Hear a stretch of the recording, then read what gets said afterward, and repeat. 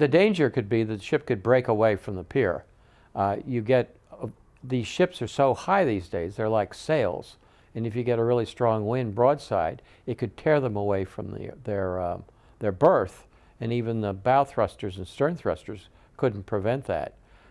Otherwise, they would have to hire tugs at great expense to keep them pinned to the pier. So it's better in some cases for them to leave the pier, and in other cases not, depending on which way the wind is blowing. But to go out to sea is a problem too, because then you're going to have really uncomfortable conditions for the passengers, and scary conditions for the passengers too.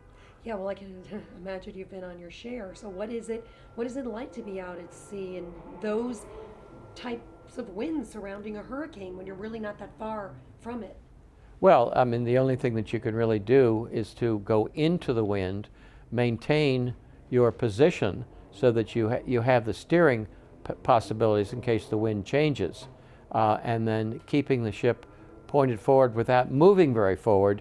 You're going to reduce the up and down motion, the pitching motion, but you're still going to get considerable pitching motion anyway if the waves are really high. So they're going to slam against the bow and shake the ship and make it very uncomfortable. And then a lot of passengers are not used to being on a ship, and they may get up and walk somewhere just when a ship is dropping, and they could they could be injured by being thrown up against something or collapsing on the floor. I mean, I was once on the afterdeck of the Queen Elizabeth II in a hurricane, and I shouldn't have been out there, but I thought I know what I was doing, and I wanted to go to the railing, and I realized I wasn't going to make it because the ship plunged and then rose, and I had nothing under me, and the only thing I could do was absolutely just collapse right then and there on the deck so that I wouldn't be thrown.